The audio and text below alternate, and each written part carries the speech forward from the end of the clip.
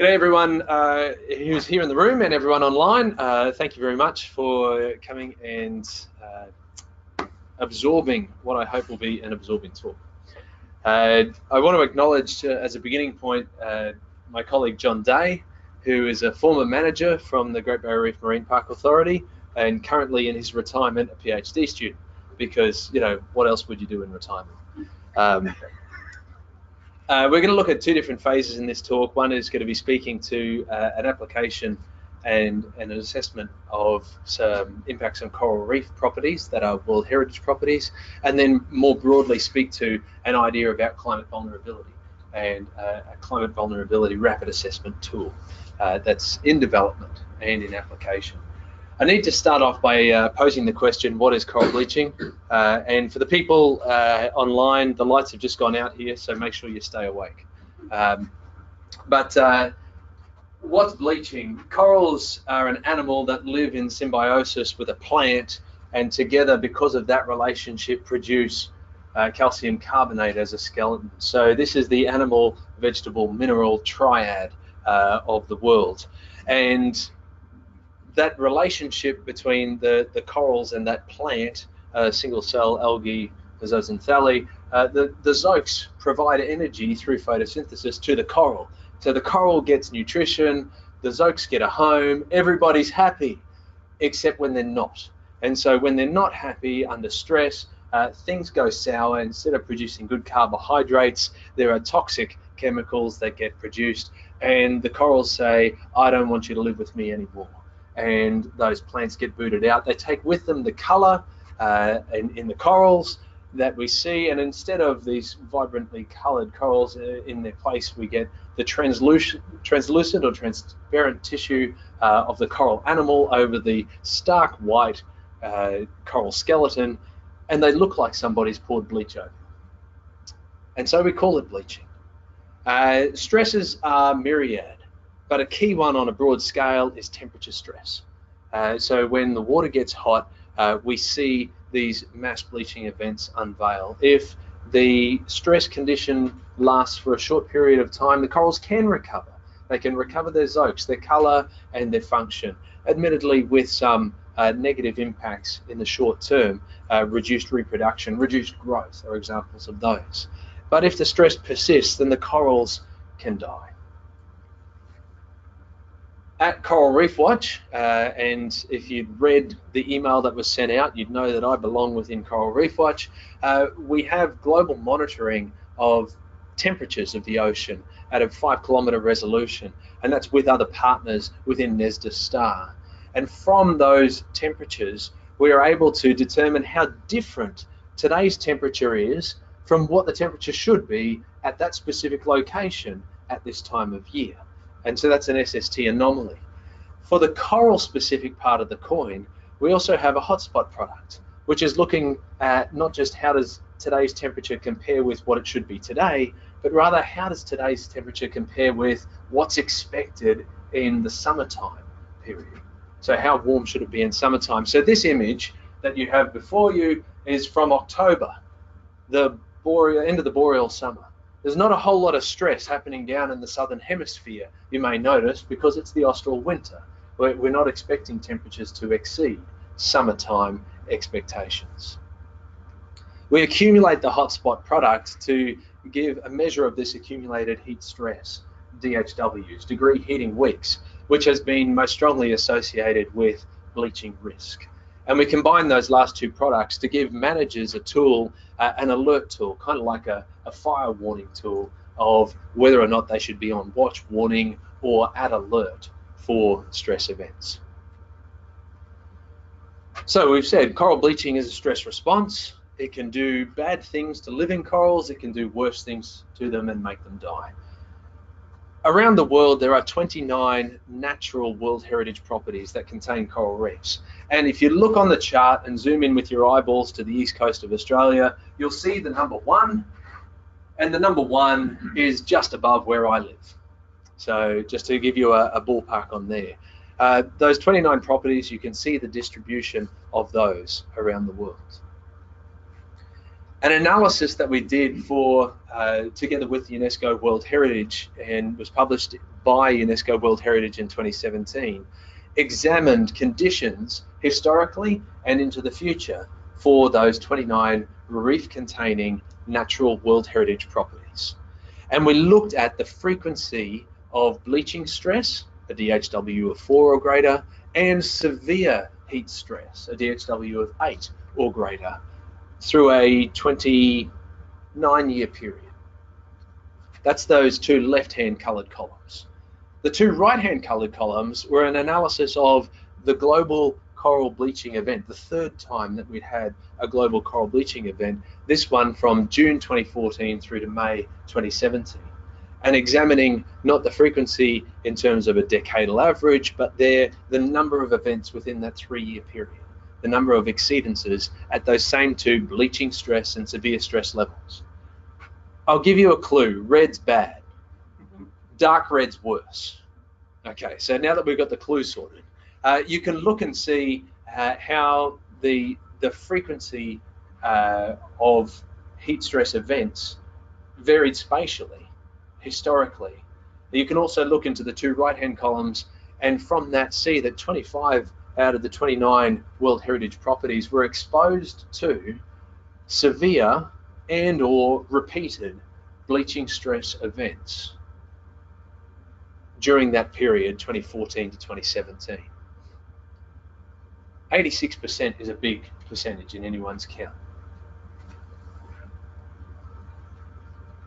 As well as looking at the past, we look to the future and ask the question, based on work by Ruben van Hooydonk down at ICOMOS and Jeff Maynard and others, what are we anticipating for the future under two different climate scenarios? On the left, the RCP 8.5 scenario, which reflects a business as usual situation, and on the right-hand side, the RCP 4.5 scenario, a stabilization trajectory for climate going into the future. And once again, red's bad and dark red's worse.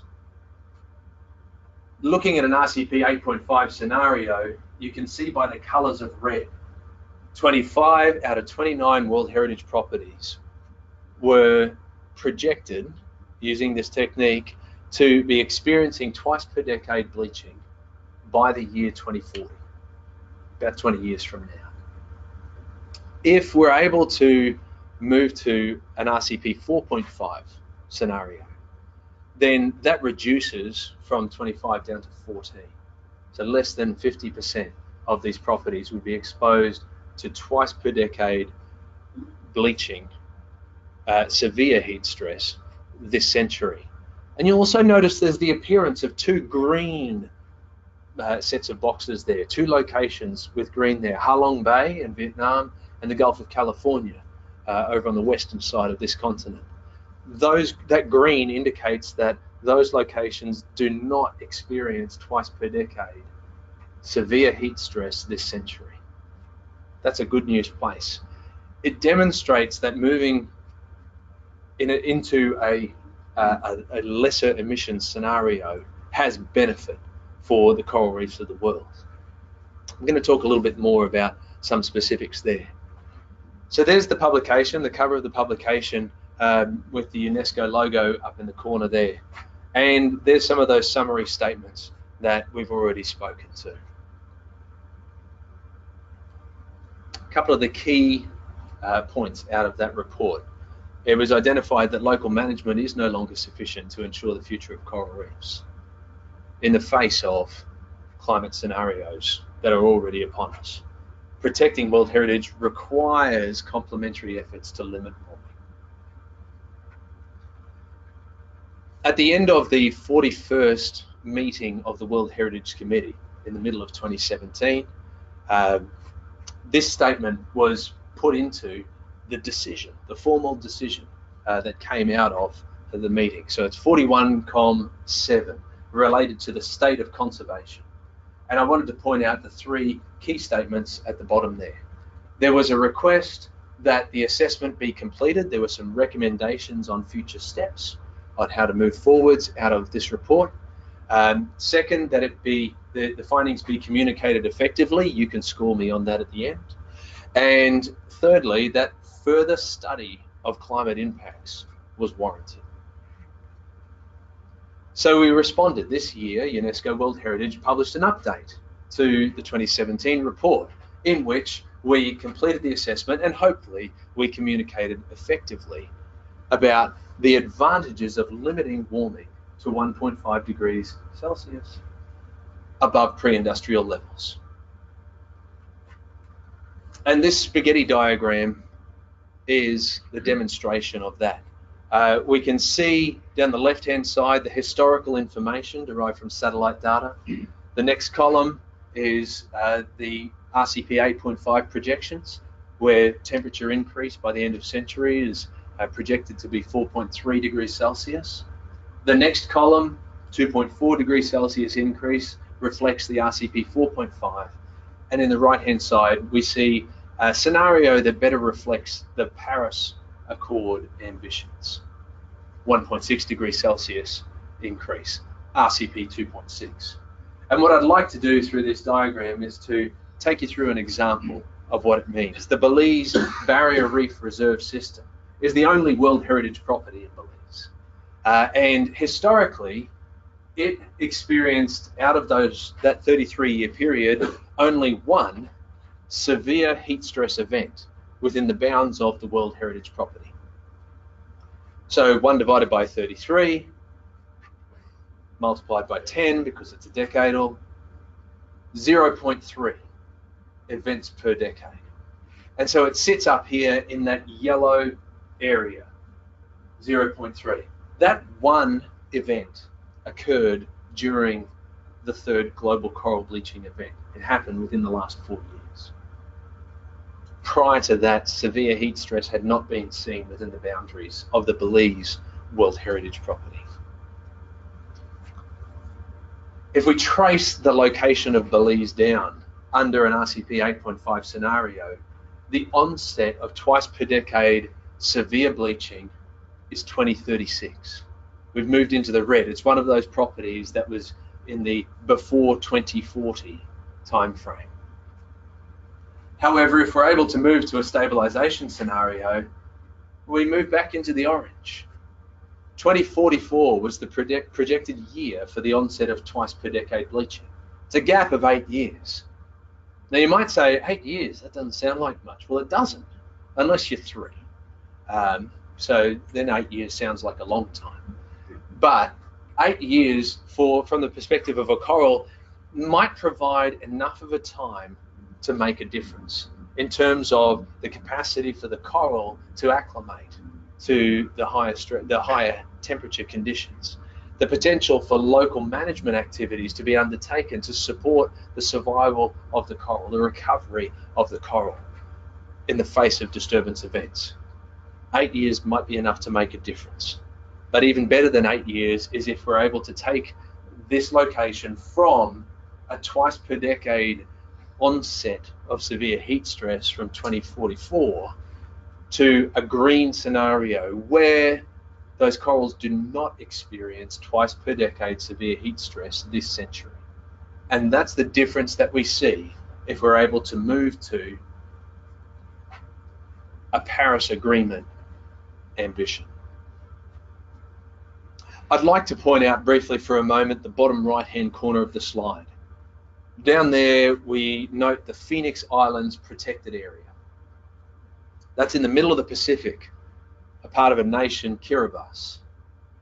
Kiribati, historically, has been among the 5 lowest emitters of greenhouse gases. And yet, even in our analysis of the best scenario on offer, we still see that World Heritage site being impacted by twice per decade severe heat stress before the year 2040, even in the best scenario. It speaks to the upside downness of responsibility. This is one of the lowest emitters on record, having one of the highest impacts being seen across these sites. And so that question leads on to, we've done an analysis for coral reefs. which has been well accepted and well communicated, or at least I hope communicated effectively, because that was part of our job. But there are other climate activities going on within the World Heritage System. The IUCN, which is one of 3 advisory bodies to the World Heritage Committee and the World Heritage Centre, has been producing outlook reports. This is the second of the outlook reports, appropriately named Outlook 2. And within this assessment of vulnerability, there was also an assessment of climate vulnerability components. ICOMOS, another advisory body to the World Heritage, has been working greatly in the area of climate change policy on World Heritage, and particularly for cultural sites. And climate change impacts have been observed to increase. It's stated in the IUCN report, the Outlook 2 report. Properties are being affected by climate change to varying degrees. And you can see some exemplars of properties impacted by climate change down the bottom. Venice being affected by inundation, bleached corals, as we've talked about, and glaciers no longer being of the same size as they have been previously. 3 World Heritage properties. But one thing that we have identified is that within the World Heritage process, there is a listing for a property in danger. A property that is vulnerable or affected and impacted by local issues can be listed as in danger if appropriate responses are not being undertaken. Now, this is a bit of a carrot stick. It can be a carrot because it can provide opportunities for resourcing through expertise, through funding, international funding, so that a nation that might not otherwise be resourced can respond, can undertake appropriate mediation, and can restore the quality of their property. It can be used as a stick. It has been recently that the threat of being listed in danger has had nations respond to undertake additional efforts. So there's a little bit of a back and forth process there. However, with respect to climate change, it doesn't seem to be the best tool, because if we look and say the overwhelming majority of World Heritage properties are very likely being impacted by climate change, then we might have a mass listing of properties onto the World Heritage in danger list, which not only would be of negative consequence for all of those properties, given that climate change is not a locally manageable factor, but also it would diminish the utility of the in danger listing for the locations where there is a locally manageable factor that can be worked upon through the process of the in danger listing. It's not to say that World Heritage in danger should not still apply where it's relevant, but we think there's an alternative that's necessary. And there is no current tool that's looking at climate change that can be applied across all of the World Heritage properties, 1,093 at the moment. And we need a systematic way of addressing this. So in response to that call, the third element of the call to study climate impacts, we are in the process of developing a climate change vulnerability index. Now, this was recommended out of a report from a workshop in Vilm, Germany in October of last year. And it's something that we have taken up. In fact, we were already working on in advance of that meeting. What's the call? To develop a rapid assessment tool for climate vulnerability. It needs to be consistently applicable across all of the World Heritage properties, natural, cultural, mixed properties. It has to be systematic, but it needs to not be too complex. It needs to be proactive. We can't wait until we're seeing the impacts before we respond. It will add climate change into the conversation within World Heritage, where there has been limited exposure. There's no mention of climate change in the convention, the World Heritage Convention, which perhaps is unsurprising given that it was written in 1972. There are a handful of mentions in the operational guidelines, but climate change policy is developing within the World Heritage system.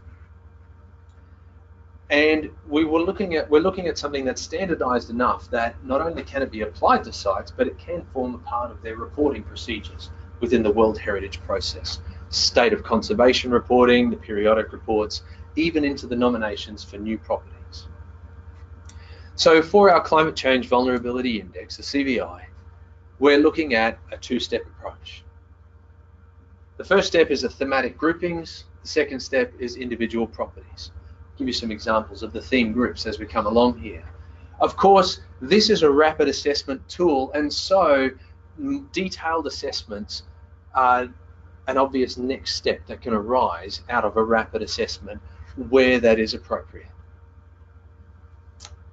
The great thing about trying to create groups of things is that not every place can be pigeonholed into a group, and that's okay. So if there's an exception, and we like to refer to them as exceptional properties, then they can step straight to the individual property analysis. Some World Heritage properties are not a single location, but are a group of distinct areas. Those might need special consideration as well, because if you're covering a geographic span, you may have different conditions influencing. We've had some interest from some states parties, which is the World Heritage lingo for countries, to say, oh, we just want to assess all of ours. Well, all of yours don't necessarily fit into all cultural or all natural, let alone fitting into thematic groups. So they just need to be assessed at an individual level from the outset. So here's some of these exemplars. On the left, natural. On the right, cultural examples. This is an initial assessment level. And we were estimating for 1,000, 1,100 World Heritage properties around the world, we might be looking at 50 different thematic groups. That's a good starting number, because 1,000 sounds big, but 50 sounds manageable. Some examples of natural thematic groupings, and these are proposed. These are not guaranteed. These are not locked in stone. These are ideas in work, and you'll see some of the reasons why in just a moment. Down the left-hand side, there's various different characteristics of flora, areas, some geological formations. Under number 3, forests. We think that forests is too broad a category. We might need to break that down into a secondary grouping, because tropical forests have different impacts, different drivers affecting them from temperate forests. So there's a little bit of a differentiation there that would need to take place. And obviously that's not the only one. We're also looking in the aquatic area, limno and oceano. And so you can look down there and see, okay, there's some different groupings of marine environments, freshwater environments. And if you look closely, you'll notice that the Great Barrier Reef is on there 4 times as an example World Heritage property, because it has coral reefs, but also non-reef marine areas. It definitely has aquatic plants, seagrasses, has mangroves as well, has islands. So one site might not fit into a single thematic group, but may be a combination of several, and that's okay. From a cultural perspective, these are examples that are put together by our collaborator Adam Markham from the Union of Concerned Scientists, who's a culture expert, and you can see in there that there's some potential overlaps. You can have an historic landscape, but you can also have an historic urban landscape, and that might be within an historic landscape. And then you might have an historic town that's inside your historic urban landscape, and then within your town you might have a town centre. So these groups, again, might not be mutually exclusive. There are overlaps between these. And this is a process that we're working through to work together with experts from ICOMOS, from that cultural World Heritage advisory body process, and move forwards. So now what are we looking at doing? We're looking at choosing some key climate drivers that are affiliated with a particular site, and then looking at the effects on those, ecological impacts, cultural impacts, social or economic impacts. And here's a list of the 13 magic climate drivers that we are using to assess. And some people will look at that and say, I don't like your name, I like my name better. I like to think about rainfall change. I don't want to see precipitation change. I talk about marine heat waves. What is this extreme marine heat events? There's a lot of different names for a lot of different things. And we bring these pieces together and recognize that some people have different names for them, but these are the names of the drivers that we're speaking to. On the right-hand side of this, you will see that there's a time frame listed. Some of these are long-term changes, others are short-term burst events, press versus pulse, chronic versus acute. And it's not to say that any is better or worse than another, just to say that it's helpful to recognize these when we're talking about the impacts that can arise from them. So if we look at our thematic groups, there are some examples there, perhaps, of the key drivers that would be identified for each of those. In the bottom right-hand corner, you'll see underwater cultural heritage. This was not one of our original lists. It was only at the committee meeting this year in Bahrain, where an underwater cultural expert came to us and said, no, I can't see it. It's not going to work for underwater cultural heritage. So we sat down, discussed, posed a couple of questions, and 5 minutes later, she had arrived at this list and said, oh yeah, I see how it can work. So that's what we're talking about, rapid assessment, 5 minutes, bringing people in. I think that was a success. I'm going to count that as a success. One important factor, though, is to look at these and say we need to have a consistent time frame. If you look at coral reefs, the effects of ocean acidification may not be of a substantial magnitude until the end of the century, whereas the effects of extreme marine heat events are already upon us now. So we need to choose internally consistent drivers in terms of the time scale that we are likely to see impacts of significance. Which is everything I said on that slide. So as I put up this next slide, which has the vulnerability framework on it, you might sit there and say, hang on, I've seen that before. You stole it. Well, before you get to say that, I'm going to tell you, you've seen it before and we stole it because it was good and it worked, and we're building upon that application in this new space. We've also stolen from various other things that we've listed up there, and that's, I'm pretty sure, not the full list. Because when something's good, use it, tweak it, keep it rolling forwards. As we look at the elements of this vulnerability framework, we're looking to provide a categorical assessment, a rapid assessment to the likelihood of exposure with some direction there from IPCC in terms of the category thresholds. And we're using whatever tools are available to us. These are two examples from Australia, one for the state of Queensland, one for the entire nation, that have been put together by government scientists to provide insight into the likely effects of different climate drivers in different regions. We're also looking to assess the sensitivity of OUV to that particular climate driver. And again, it's a categorical scale adapted from IUCN work in the descriptions. And these two pieces together combine using a risk matrix approach to assess a level of potential impact on a 4-point scale now: low, moderate, high, extreme. And our proposition is that if a thematic group, coral reefs, underwater cultural heritage, as an entire group arrives at a high or extreme potential risk, then we should examine the properties within that individually. So now when we look at these individual properties, we're not just looking at the individual, the existing exposure and sensitivity measures, but we're also looking at modifiers to those. To say, is the exposure occurring on an intermittent temporal scale or an ongoing temporal scale? Is the trend static or decreasing?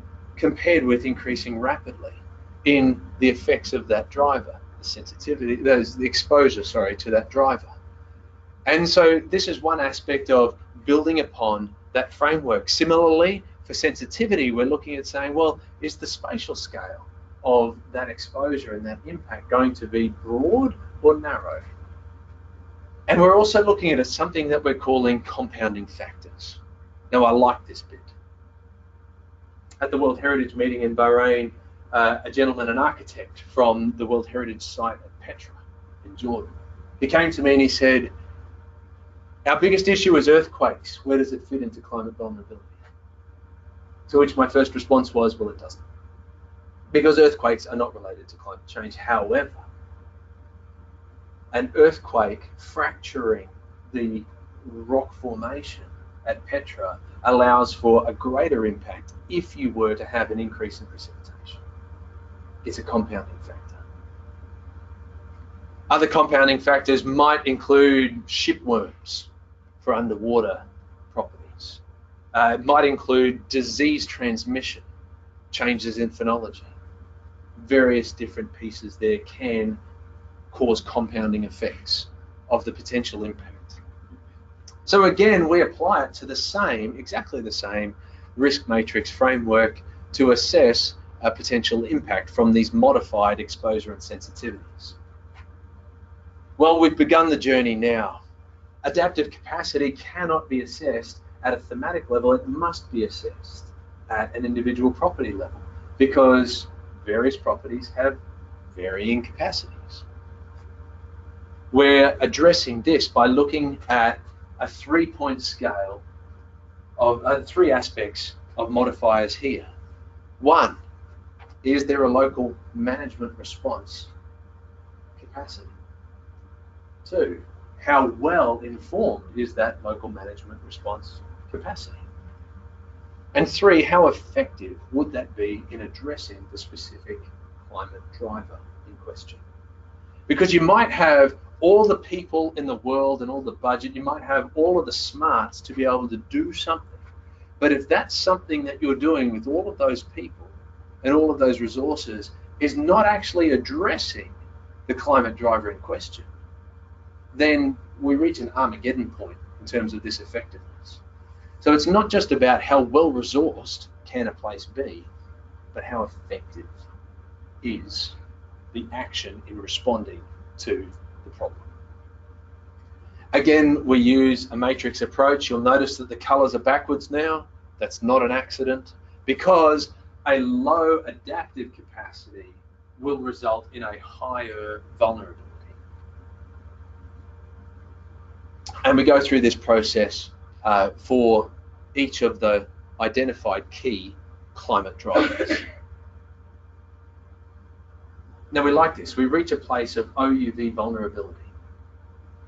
But an important aspect of the World Heritage process is to consider that these sites are protected not for their own sake, but for the benefit of humankind, present and future.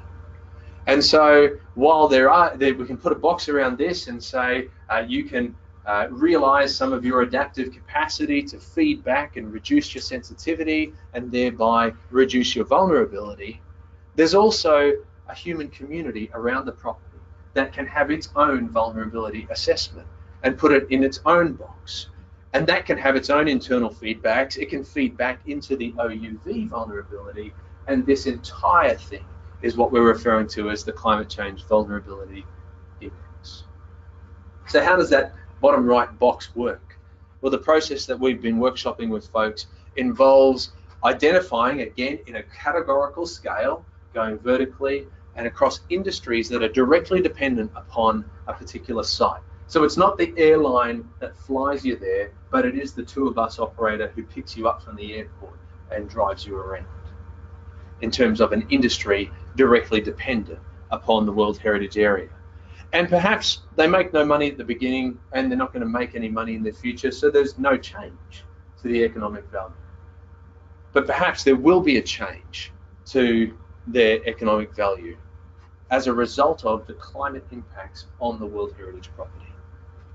Similarly, we can look at the social consequences, the social sensitivity, if you will, to aspects. Now, what's social mean? Social is when you have a physical interaction with a location. I'll give you an example. Uluru. It's a big rock in the middle of Australia. Ayers Rock, also known as. Apparently, I went there as an 8-month-old child. Apparently. I have no social connection with Uluru. I live on the doorstep of the Great Barrier Reef. I have a social connection with the GBR. I swim in the water, I look at the reef, I eat the fish. So there's a social connection that I do have.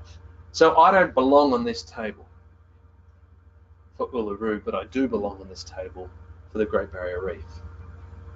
And we can look and say, is that connection for local people, for domestic people, in my examples, Australia, or for international people? And how might the social connection to the property change for those different people groups? We can also look at a cultural dependency. While I have no social connection with Uluru, I do have a cultural connection with Uluru. It's a part of my Australiana identity to know that there's a big rock with the striations going vertically instead of horizontally in the middle of the country there. It has a strong cultural connection not only for Indigenous peoples, and don't let me say that I'm discounting that for a moment, but also for non-Indigenous peoples in Australia and in other parts of the world also. And how might those cultural connections be impacted through climate change? We can bring these pieces together to produce an overarching assessment of the socioeconomic dependency, sensitivity. And again, now using the OUV vulnerability as the exposure metric, this is building on work done by Nadine Marshall and others, to combine those together and look at the potential impact on the social, cultural, and economic aspects around the World Heritage Area. We can do the similar thing for the adaptive capacity. How much capacity do those industries have to adapt? How much capacity do various people groups have to adapt in terms of their social and cultural connections to a World Heritage property? And then from that, be able to determine the overarching community vulnerability to climate change around the World Heritage Area. OUV vulnerability, community vulnerability, the CVI. Now, we acknowledge that not every location will want to or be able to do the second part of that tree, but equally we acknowledge that it's an important piece of the assessment from a World Heritage perspective. So I'd like to give you a brief example. In Shark Bay, which is on the west coast of Australia, about halfway up, if you know your geography, it looks like a bracket, a parenthesis on the side there. It's right at the outer point of that parenthesis. We held a workshop in September, and the attendees at the workshop ranged from the World Heritage employed, the one person who's employed to work in that World Heritage area, the several people who are employed by state government to work directly in the aspects of the environment within that area. There were volunteers, an emeritus professor from the University of Western Australia, various other scientists, NGOs, boffins, all the way to on-the-ground, hands-on people were in this workshop. And we sat down and we asked the question, firstly, what are the attributes of outstanding universal value? What were the things written into the document given to UNESCO to say, this is why this place should be World Heritage? And it was that list at the top there, starting with seagrass and thankfully for Shark Bay, ending with sharks. I liken it to the senior author on a biological paper. You know, it's very important. This is central to the lab community, and so we went through a process of, for each of those attributes, starting with seagrass, to look down the list of 13 climate drivers and say which of these are relevant to seagrasses. And not all 13 were. I think it was about 6. And then we said, that's nice, but which ones really matter? What are the most important ones? And there were 2. Move to the next step, stromatolites. If you don't know what a stromatolite is, you and Google should check that out on the train on the way home. And so on and so forth. Based on that analysis, looking at the identified key drivers for each of those OUV attributes, I made a histogram. Said how many times do each of those climate drivers appear in this table? And the answer came back, one of them had 8, one had 5, one had 4 instances, 2 had 3. And then we explained to the folks, look, what we've just done is an unweighted averaging assessment of importance. But not every attribute of outstanding universal value may be equally important.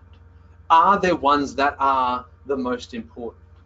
And the response to come back was seagrass.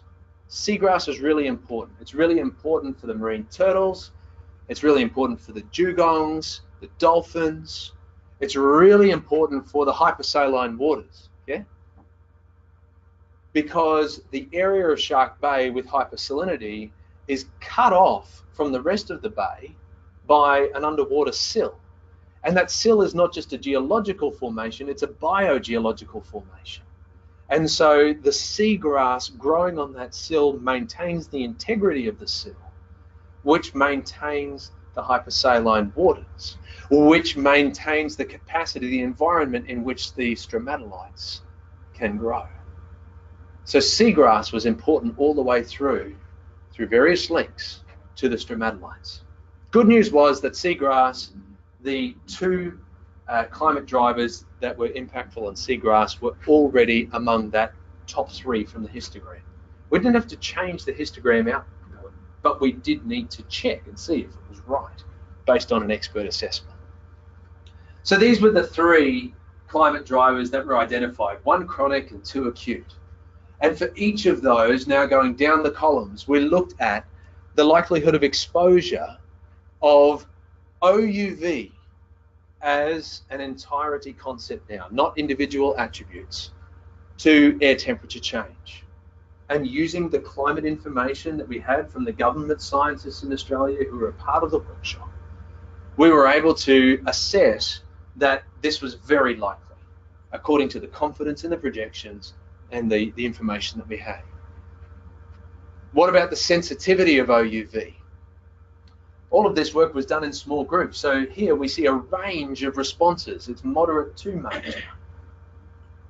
And it's nice to have those small groups because then with that range of responses, we can look and see if there is a range of potential impact, a range of vulnerability that arises because of that, what we might call in science, uncertainty. Those 2 pieces together combine to arrive at an extreme level of potential impact. The folks in the room assessed that the adaptive capacity of OUV to air temperature change was very low. So there was no mitigation of that potential impact from the adaptive capacity. And so ultimately the vulnerability of OUV, outstanding universal value, to that specific driver, air temperature change, was assessed as being high. And then we repeated the process for storm intensity and frequency, and you can look down that column, and again for extreme marine heat events. And we ended up that the vulnerability of OUV to each of these drivers had been assessed as high. Well, shucks, folks, on a traffic light scale of green, yellow, red, there's not a whole lot of variation in that. Are we comfortable? And the workshop group looked at it and said, well, actually, we had looked at these 3 drivers as being the key climate drivers. So we were already skewing the distribution to say what are the most likely worst case impacts. And people agreed that this was a correct assessment. It didn't take us too long to average the 3 values to end up with a high vulnerability of OUV. We have developed and are still reviewing, revising worksheets at a thematic group level and at individual property levels, including in the bottom right-hand corner some of the social, economic, and cultural consequences and adaptive capacities. And we're looking at the applications now for the CVI. Not only does it arrive at an endpoint ranking, it also produces information along the way that can be useful to inform adaptation strategies, adaptation plans. And I really like that the acronym of that is ASAP. Ultimately, we do want to have the standardized process to go into the reporting for the World Heritage properties. So what do we have? We have a framework that can be applied across all types of World Heritage properties. It is systematic and repeatable. It can be undertaken by experts at that theme group level, and that is one of our key goals at the moment, is to have those thematic groups identified and to have the CVI at that first level connected in with groups of experts, like those ICOMOS working groups and the IUCN groups that are available, the advisory bodies. Can also be undertaken by site managers at a property level. At this stage it can't, because we don't have all of the guidance documentation to support somebody doing it themselves. And so we're in the workshop phase. But it does provide an opportunity for public engagement as well as informing policy decision makers. Ultimately, we want this to form a part of the World Heritage process, including through nominations. And it might help understanding when it's appropriate to assess World Heritage in danger, even with respect to climate change. But it's not just World Heritage. The same framework could be applied to any protected area, including the Ramsar man and biosphere, national parks, state forests. And this is important because from a UNESCO perspective, there are these 10 criteria for World Heritage. And in this case, the 4 down the bottom there happen to be the 4 natural criteria. And you can say this site meets those 4 criteria. But to a park manager, they might say, well, but it meets all these other areas as well. Maybe not at an international level, but certainly at a local or a regional or a national measure. And we acknowledge that the attributes of outstanding universal value do not comprise all of the values of a particular location. So what are we doing? We are in the process of trialing this methodology in various locations. We're building on interest to do this in other countries as well. I mentioned the Vilm workshop, which was a high-level policy workshop. We're looking to have a technical workshop so that we can take steps forward, strides forward in the application of the CVI. And we are looking to report back at the 43rd committee meeting in June or July of next year. My second last slide is another statement out of the 2017 decision from the World Heritage Committee that nations need to undertake the most ambitious implementation of the Paris Agreement, undertake actions to address climate change that are fully consistent with the obligations in the World Heritage Convention. You see, a signatory to the World Heritage Convention isn't just saying that I'll take care of my sites. A signatory to the World Heritage Convention is saying we'll take care of all of our sites around the world. My last slide, I want to acknowledge various collaborators and contributors to the process along the way, as well as contact information for myself and for John and Imogen, who have been instrumental in the process of the CVI.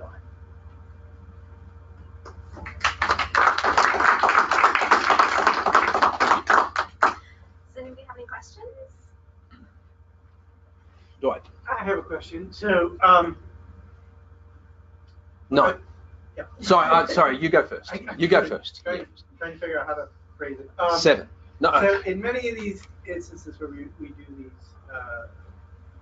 these indices, I've worked out a few of them. One thing that always bothers me in the back of my mind is you can't verify if it has any predictive capacity.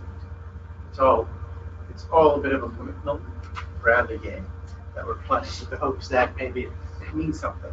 But it seems that there may be, particularly in that last few slides that you showed, that may not, you don't necessarily need to apply this specifically to a World Heritage Site. We know there are sites out there, particularly like if you look in the Caribbean, for example, which have undergone catastrophic collapse over the past 30 years. And it would be very insightful to take one of these indices and sort of do a retrospective, to go back to 1971 and be like, okay, let's pretend we're hanging out on the Florida Keys in 1971. Let's see if we can predict any of the vulnerability of any of these systems here. Yeah. Using this approach. Yeah. I think that'd be great. I think it would be very difficult to not be biased by what you done know happened already in the subsequent 50 years. Right. But yeah, and you're right. Yeah. But, I point out a few cases now. We have we have a case study. It's called the Caribbean. Yeah. Yeah. Right. Yeah. And so, what were the economic implications of the loss of coral cover on the system over 30 years? Yeah. What was the socioeconomic consequences of it all? Nobody's really done that, and this is an example of an indice where you could possibly see if you could at least, if you guess some of the stuff right. Yeah. And that would give you some confidence. I think a lot of that might have to be done through the lens of interviewing people who were 25 and 30 in 1971, and being able to harken upon their agile memory. You have a lot of access to data. The other thing is, this is a best case scenario. Oh my God! Now you've got complete perfect 20/20 hindsight. So if it doesn't give you the right answer, there's a real problem. Yeah. No, you're absolutely right. Yeah. I still think it would be difficult to respond objectively. Well, don't pretend to do that. Don't pretend to do that. Be like, look, that's I know, I've got perfect understanding of how things are going to go. Yeah. Then damn well better give you the right answer. If it doesn't, then you got to check what you're doing. No, agreed. That's a good thought. I like that. Doesn't require any work on my part. So that's that's. I was about to say you should go ahead and do that, and I'll help you. Any other questions? Sorry, you're moderating this. I'm not moderating this. Okay. I don't see any online. Nothing in the room? Nothing in the room. Yep. Oh. Could you apply this to non-World Heritage things? For example, fisheries. So you know that there's a socioeconomic impact to fishing. So maybe you could do it in the Caribbean in 1971 because that was a key factor in the collapse of reefs. Repeat the question. Oh, sorry, repeat the question. Yeah, good, thank you. Could you apply this to non-World Heritage areas with applications, for example, in fisheries and overfishing aspects there? Yes, absolutely, you could. So in the same way as you could apply this to a state forest or a state marine reserve, you could certainly apply this for whatever application endpoint you're looking towards. actually, my comment was building off of what you just said. Is, I liked your idea of using the climate vulnerability as a criterion for establishing more heritage sites. So, for instance, if you had a state park that had some great coral reefs, and if you applied this methodology and it turned out that it was unusually low potential vulnerability to climate impacts, it might be a really great candidate for World Heritage designation. That sort of So the comment was looking at a national or a regional level protected area, a state marine park, for example, where a vulnerability assessment applied, assessed a low level of vulnerability, then that could make it a strong candidate for an enhanced protection level or a raising up to a World Heritage listing. My response, yeah.